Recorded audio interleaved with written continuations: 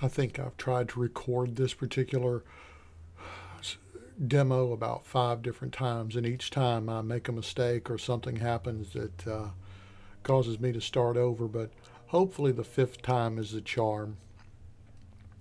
This is a watercolor and casein on probably Langton paper. It could possibly be arches as well. I use them both pretty much interchangeably. I like them both very well. They're excellent papers. You can't go wrong using either one. In this particular instance, I know for a fact that it's a cold press paper, and like I said, it's going to be uh, casein and watercolor. And I'm working on the drawing right now. I usually draw in colored pencil. I Not always, but I just don't usually care for drawing with a regular pencil. I mean, sometimes I do. You'll see in my demos, sometimes I do. But for the most part, I really like to do colored pencil for a number of reasons. Number one, colored pencils usually have some sort of a wax base in them, so they're far less likely to smear, smudge, make a mess. They can, and if I have a long drawing session, then absolutely I can wind up having a little bit of color on my hands. But for the most part, they're pretty durable, so that's real nice. The other thing is that, especially now, I'm not going to do any inking here, but if you do inking, it can be a problem when you're drawing or when you're inking, that you can't tell what you've inked and what's the graphite that you've put down, because they'll sort of blend together. And so you think you've finished up your inking, and then you go to erase any stray pencil lines, and you wind up there's a large portion of your drawing that you didn't ink and you didn't realize it, and that can be very frustrating and annoying. So I like to be able to have something that will give me the ability to see the difference between the two very readily. Uh, and you got to be, cognizant there are different kinds of colored pencils out there, and some of them are oil based, and some of them are, I think, wax based. I think I said wax earlier, and either way is fine. You just want to experiment and play. Some of them you make a mark and they're pretty hard to get back up. So uh, just be aware of that. Now, I don't particularly care. For the most part, I usually will go opaque on a great many things that I do, and even the stuff that I don't, even the stuff that I do that remain transparent, I don't care if the pencil drawing shows or not. It doesn't really bother me. So, but if it's something that you really want a very light uh, hand, you want to have just very light marks that you can erase, then you might want to be careful with colored pencils. You can also use watercolor pencils, which I actually have a bunch of those, and I'll do some of these drawings with that. The only problem is that sometimes, and it's not necessarily a problem, at least not for me, but you could put it down, and of course that pencil is soluble in water, and so when you go to do your washes, it can, well, sort of break down and get fuzzy, and instead of completely disappearing, it will sort of leave a ghosty mark that is a little bit fuzzy and non-distinct. And again, that may be something that you don't like and it bothers you, and if it does, just be aware and be careful. For me, I don't let that stuff bother me. If I did get a fuzzy line or something, I would just go opaque over it. Now, the reason I vignetted was that, well, I like a lot of times trying to leave as little as possible. I feel like, for the most part, the more you leave for your viewer to try and figure out and fill in for themselves, the better off you are. It lets the viewer participate in the work of art. And all too often, I think we're guilty of trying to say a bit too much and not leaving enough for the viewer to sort of see. Now, as I'm putting down washes, you'll see that I don't try and go with, oh, making the building white or cream colored. I think for me, it's a mistake right from the beginning, because white by its nature is going to take on the attribute of whatever light is shining on it and whatever colors are bouncing around in it. And so it's going to have a color signature. And if you go in and you start trying to do just a gray or an off-white or something, you lose that. It just becomes a muddy mess. And so very tentative looking, and you just don't have the pretty colors that I like to use. So I'll go in and go ahead and make a good bold statement. You noticed earlier, I'm sure, that all of a sudden the drawing jumped as far as value. It went from being distinct to somewhat a little bit plain or a little bit subdued. And I think I did erase it down a little bit just to bring it down just a touch. And then once I did the wash, I go in, and with the wash, I didn't want it to be just one color. So I put in some bold colors and frankly just mixed it up without a whole lot of rhyme or reason. It wasn't just haphazard and silly, but by the same token, I wasn't just sweating, what color combinations.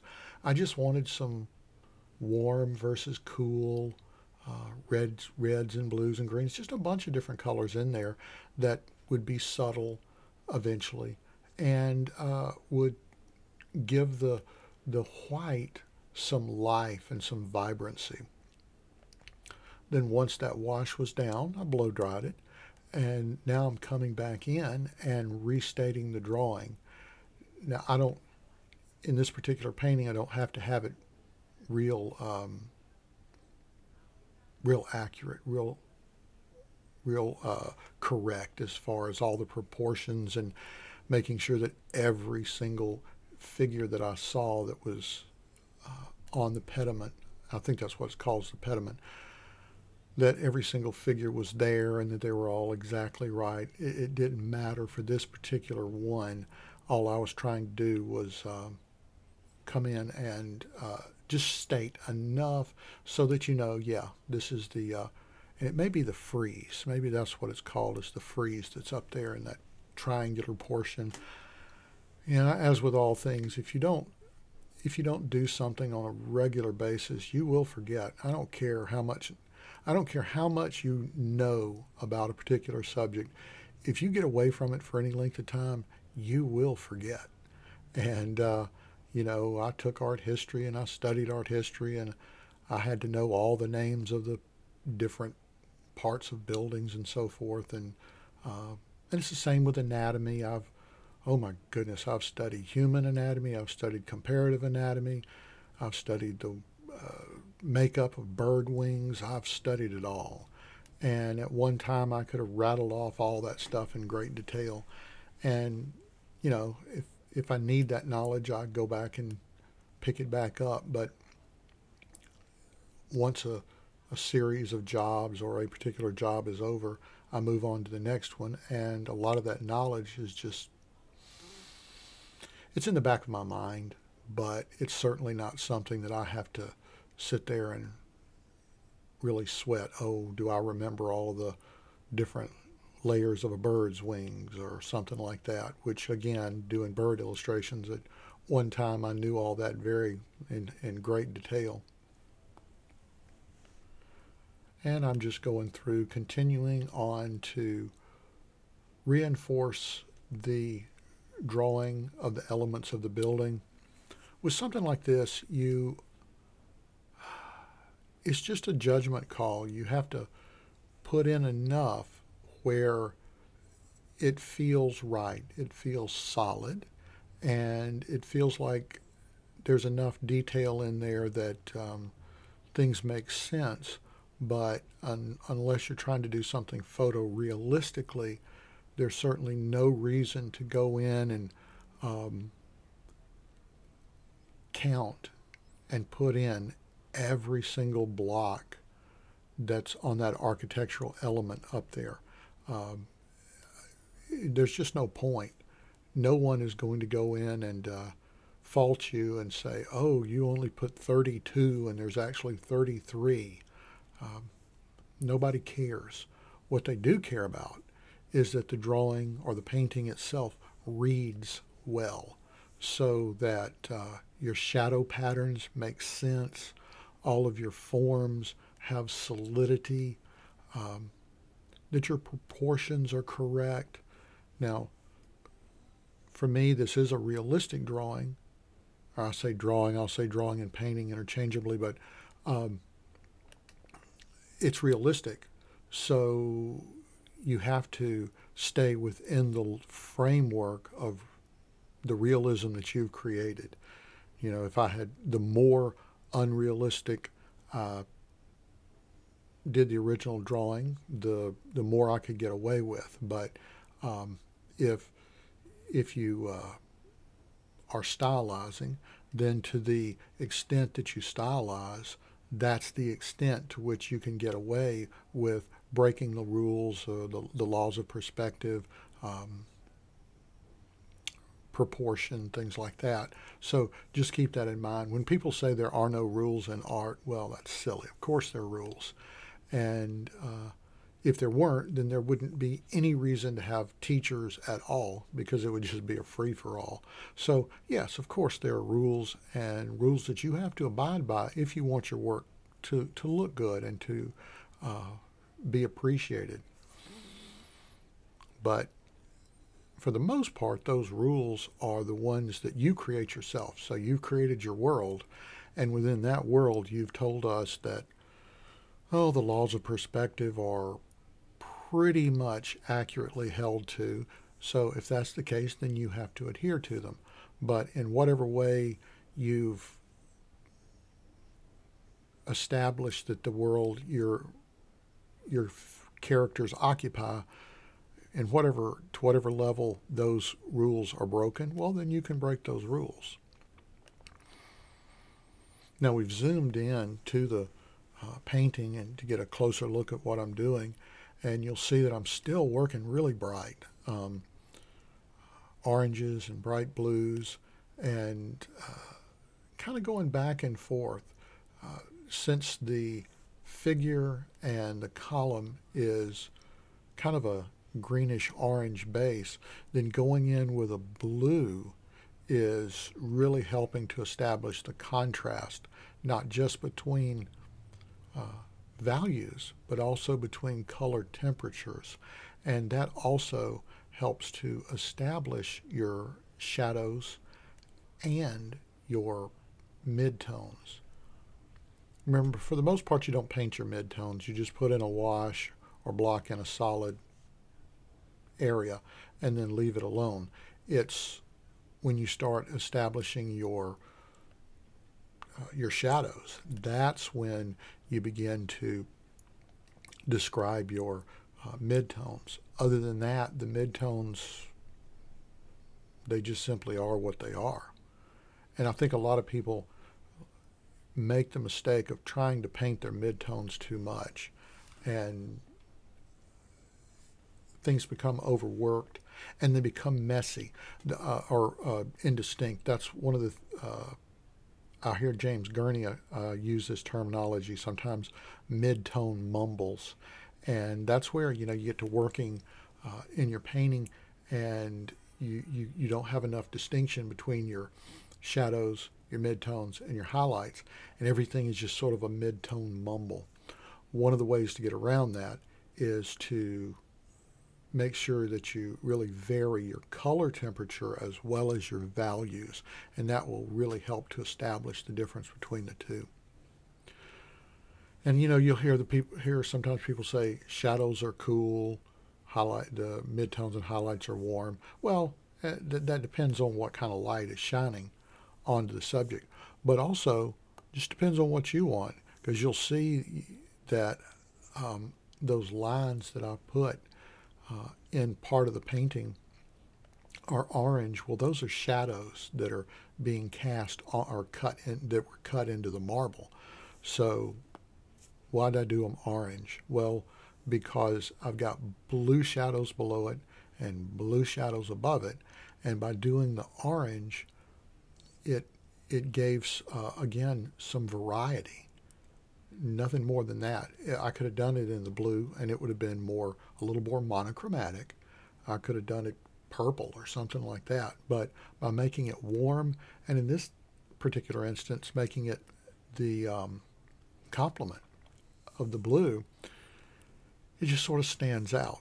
But now keep in mind, when I'm talking about these colors, there's blue, and then there's blue, there's orange, and then there's orange. You know, you've got colors that I like to call day glow colors, that they just jump off the page and shout for attention.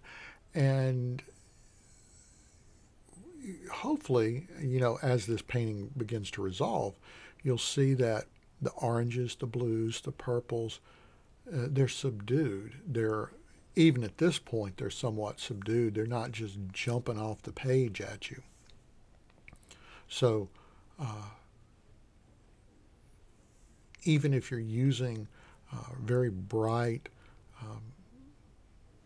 non-realistic colors, you probably still want to keep things at least a little bit subdued, or be prepared to bring them down. You know, when I talk about oil painting, I talk about, you know, going in very boldly, which I consider this to be fairly bold, but go in boldly, and because it's easier to subdue a color than it is to brighten it back up, which is true. And a lot of this is just a slow building process. Trying to put in a little bit of time, just enough so that you've said what you need to say and move on. Now here you can see I'm going in and really establishing the shadows. Again, I apologize, I just don't know the names of the parts of this building, but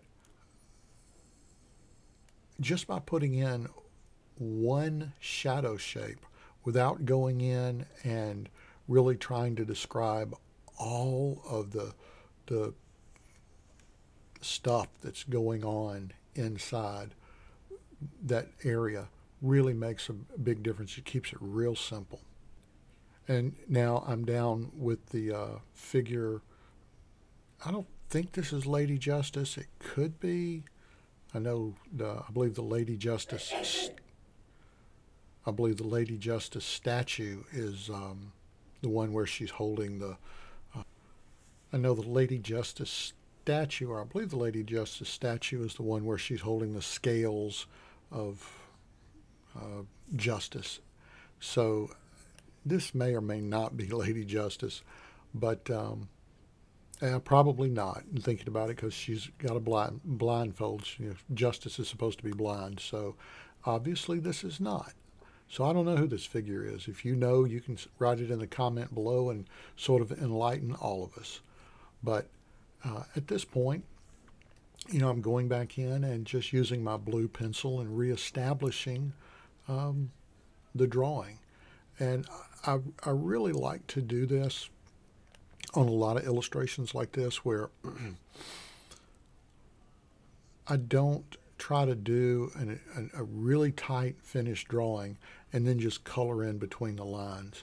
I really prefer to establish the big shapes, and then once I've done the first couple of washes, then come in and using a pencil or maybe even the paint, but you know, you're doing something to reestablish the strength of the drawing and just see what I need to do and what I need to leave out. Believe me, the more you leave out, usually the better the painting is. And I'm just, I have to relearn that. Even I have to relearn that over and over again, because I will sometimes have a tendency to just want to say too much. And usually the viewer is going to have a far more enjoyable experience by letting them do a little bit of the work, a little bit of the investigative work, and sort of find out what's going on. And of course, now this is not an excuse for not being able to draw. If you're not drawing something because you don't know how or you're scared to, well, then go in and start learning. Start, get a teacher, watch some YouTube videos like you're doing now, and learn what you need to. Don't let perspective, don't let anatomy, don't let anything intimidate you, because you can do it. It's just a question of how much time and effort you want to put into it. Now, I haven't mentioned that the brushes I'm using are Oriental Chinese calligraphy brushes, Chinese painting brushes. They vary. I got I think I got all but one that you'll see me using from Blue Heron.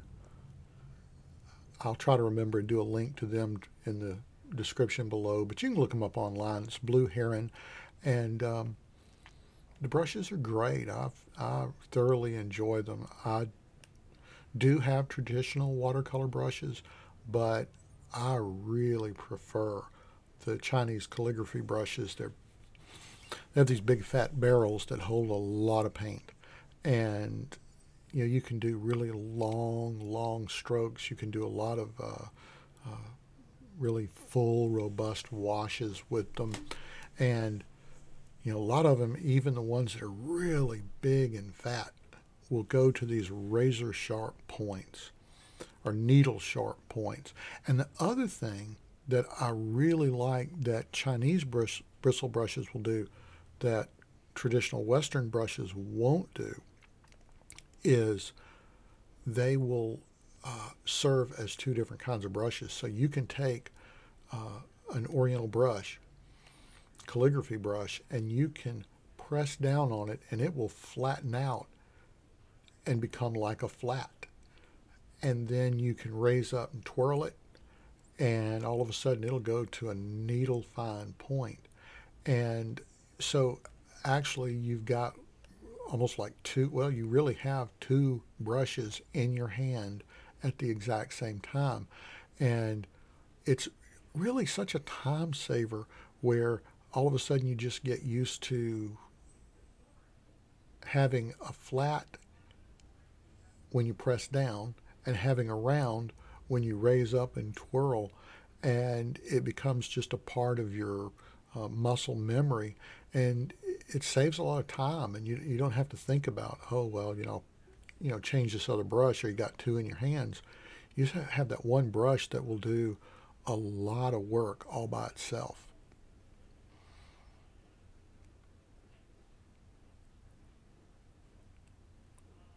And throughout the painting, I try and keep in mind that you really want to use, if you can, try and only use 3 values: a good strong shadow, a good solid mid-tone overall, and then your highlights. Now, if you want to count as a 4th just these really strong, almost pure color, white, yellow, whatever, highlights that you just pop in, then that's fine. But I think all too often people try to, students try to do paintings where they've got these soft, smooth transitions that, again, they become muddled. And instead of having good, strong, solid values, the values get lost and they sort of merge into one another, and consequently forms lack solidity, and your viewer can't quite tell where one shape begins and the other one ends. And you really want to avoid that. So try and look and squint at your subject, because that will help you get rid of all of those mid-tone values that you don't need, all of those extraneous colors that are there that can really distract you. So squinting is just you need to be doing it constantly. It's paramount to squint. Now you can see that I'm going in with white and beginning to overlay on top of all this strong color. What I'm using is casein. I have gouache. I like gouache, but for the most part, when I'm doing these things, I prefer to use casein. Casein is, in my experience, it's more opaque, it's got more body, and acts a little more, or actually a lot more, like oil painting. And there's nothing wrong with gouache, and I use gouache and do like it, but I really like casein for something like this, because it is just such a stronger, more opaque paint that will very quickly cover large areas without having to go over it a number of times. And hopefully you can see where, now that I'm putting this white on top of everything, it's beginning to look like white or a creamed colored marble. But now that I've got all of these other colors established up under it, the whole painting takes on a far greater life. It's not monochromatic. You can see in the figure, under her chin, on the side of her face, the shadow is green, but then it turns orange as we go down the side of her chest and her breast, and then the chair that she's sitting on, it's blue shadowed, but then of course her arm is sort of a greenish orange shadow. So all of these shadows, if you squint, they've got the same value, but they've changed in color. And that's something to always keep in mind, is that it doesn't matter what color, for the most part, it doesn't matter what color you use. It only matters what value you're using. So if your values read correctly, if your shadows are actually darker than your midtones, then they will look like shadows, regardless of the colors. There are exceptions. If you get your colors way too intense, they can start losing their, overcoming the value that you've set, and all of a sudden your shadows are jumping out too much. But for the most part, as long as you keep your values correct, you're kind of free to use whatever color you want to. Now, I told you I was mostly using Oriental brushes, which is true, but I also use sables. I also use synthetics. And when I'm using casein, absolutely I use synthetics. You never want to use any natural bristled brush.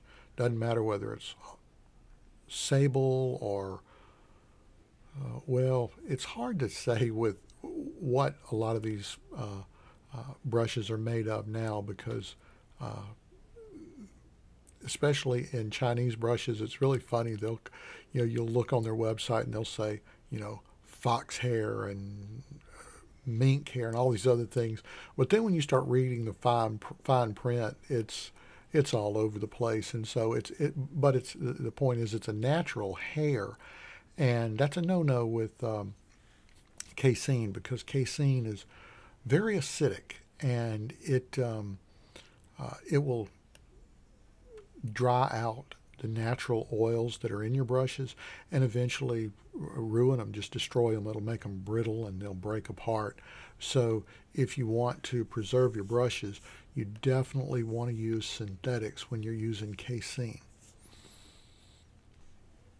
And now you'll see that I've gone back on top of the white that I've done, and I'll start doing runny washes. And I do that to soften up edges, to break things up, give it a little more interest. And architecture is something you got to be careful with, because you can get, just these hard edges that make it look, that loses any of its, softness and organicness. Even a building is going to have soft edges on it. And also you want to keep in mind, where do you want your subject, or where do you want your viewer to look when they're looking at your subject? And if you've got everything equally hard, equally sharp, equally bright, equally intense in value, they don't know where to look. They need you to tell them, okay, this is the most important part of the painting. So I'm going to put the most variety of color and line and texture and value and intensity here. But now this other area, it's not that important. So it needs to stay subdued and soft. Also, if you want your paintings to look professional, if you want to look like you really know what you're doing, edge consciousness is the most important thing of all. I will tell you that anytime I'm looking at students' work, that's the first thing that I notice is their command or lack of command of edges. And so usually what happens is that everything has a sharp edge. So everything comes to the fore. And they're afraid very often to do what you've seen me do here, to establish a good, crisp, hard edge, and then come on top of it and just do a wash on top of it that just has runnels go over it and completely obliterate it. Don't be afraid of that. Don't, especially, if you drew it once, you can draw it again. So don't worry about making mistakes. Don't worry about messing things up. If you mess something up, learn how to fix it.